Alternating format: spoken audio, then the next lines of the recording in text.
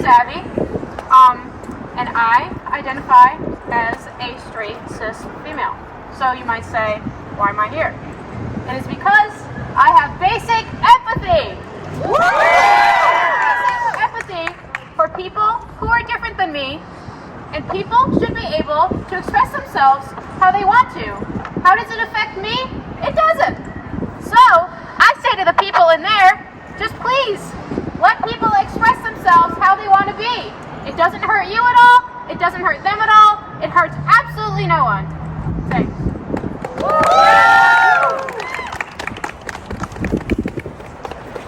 Basic human empathy!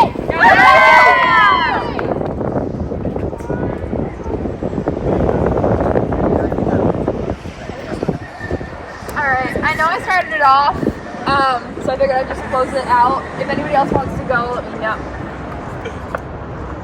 Sorry. Okay, if anybody else wants to go, let me know. The fact that you all came here today really shows that a lot of times people think, especially people who work in there, they tend to think that what they says just goes. They tend to not think about all of us, because not all of us are old enough to vote yet. And what really hurts, like deep down, is that there's so many of us who are not old enough to vote, and yet they decide that they're going to make laws that exclusively affect the people who aren't old enough to vote. And I think that is absolutely disgusting. I think it's absolutely disgusting that they're trying to make laws regulating the bodies of children. I think it's disgusting that they're trying to dictate where an 8-year-old goes to the bathroom because maybe they don't feel comfortable in the women's room. And they think that that is more important than keeping guns out of schools or making sure that pedophiles don't get put in office. True. That one hit a nerve. I'm disgusted that of everything going on in the world, every single thing happening in the world, and your biggest concern is what soccer team an 8-year-old plays on.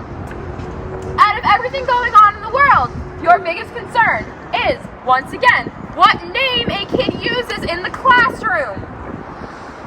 I do not understand what level of, I cannot put into words how... Entitlement. There we go. That's a good one. What level of entitlement you think you have that you can sit down and say, I wonder how I can make the lives of queer children miserable. Because let's be real, there's enough bumps in the road when you're growing up and you're queer. There's enough bumps in the road of trying to figure out your own identity, of your peers not accepting you. Sometimes your family members don't accept you. And sometimes growing up as a queer kid sucks.